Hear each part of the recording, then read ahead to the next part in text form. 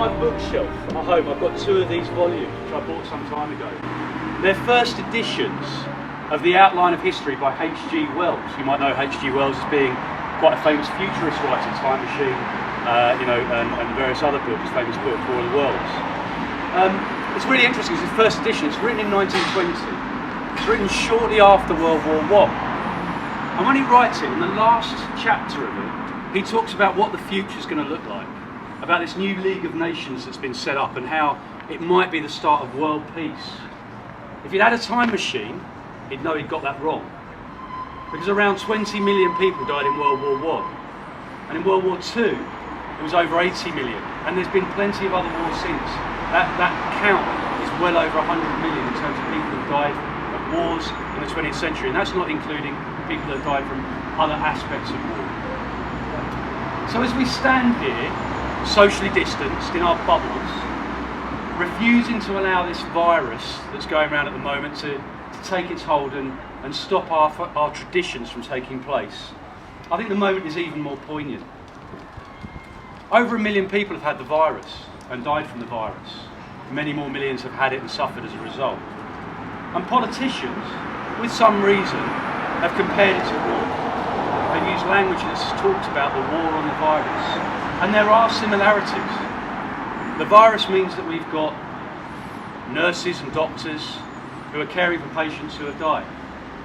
We've got families, parents who won't see their children and children who won't see their parents, brothers and sisters who have seen their families torn apart. It's a horrible thing. But is it the same as war? Well, it has some similarities, but there are also differences. And for me, the biggest difference is that wars are a failure of humanity. Wars are where we get it wrong. They are conscious decisions made mostly by men to go to war, and as a result, people die. And they impact on every single sphere of people's lives. They impact on people's home lives, on their countries, on when they go home. All the things around them get impacted. But the biggest difference for me is that the men who went to fight, and women who went to look after the men that were fighting in the First World War and the Second World War, those that worked at home, all of them did it because they were fighting for something. They were fighting either for their country, or for many of them, they felt very strongly they were fighting for freedom. And that, for me, makes it quite different. People talk about them being fearless, about them having no fear. But bravery is different to being fearless. Bravery does not mean the absence of fear. These men often went over there to fight and died knowing they might not return. I've never had to actually sacrifice anything for my freedom. I feel myself very lucky in that sense. But these men that went over there, and like I say, women that went over to also support the men over there, they went over there not knowing that they would return. And many paid the ultimate price. On the 11th hour of the 11th day of the 11th month today, we remember some of that suffering. We remember those people. And the students here, and there's a sign at the back there from the old Bordenians who unfortunately can't be here today, and this is the first time in a long time that the old Bordenians haven't taken part in the ceremony. The students here also died. It's no coincidence that that is the Avenue of Remembrance, and that each of the trees outside the school bears the name of a soldier that died in the First World War. As you walk round the school, you can't fail to see the memory of the First World War and the Second World War and the soldiers that gave up their lives for it.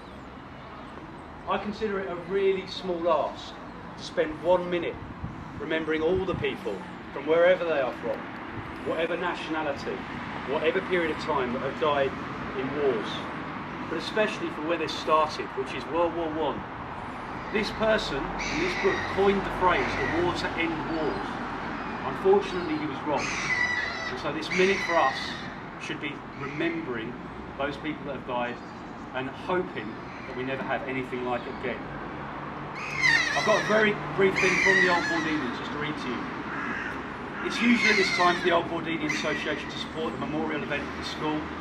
Given the current situation, we're unable to be with you this November, but we stand with you in memory of all those who preceded you at Borden and lost their lives in conflicts around the world. Many of them not much older than you are now, and we shall never forget them. I'd like you now to lay a wreath in their honour.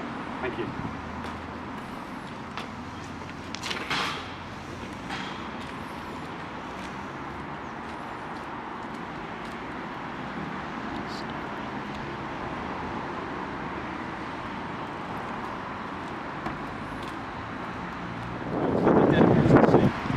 Flesh of her flesh they were, spirit of her spirit, fallen in the cause of the free. Solemn the drums thrill, death august and royal, sing sorrow up into immortal spheres. There is music in the midst of desolation, and a glory that shines upon our tears. They went with songs to the battle, they were young, straight of limb, true of eye, steady and aglow. They were staunch to the end against odds uncounted, they fell with their faces to the foe. They shall grow not old, as we that are left grow old. Age shall not weary them, nor the years condemn. At the going down of the sun and in the morning, we will remember them. They mingle not with their laughing comrades again. They sit no more at familiar table of home. They have no lot in our labour of the daytime. They sleep beyond England's foam.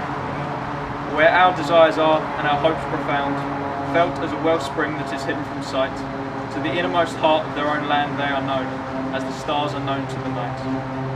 As the stars that shall be bright when we are dust, moving in marches upon the heavenly plain. As the stars that are starry in the time of our darkness, to the end, they remain. Thank you.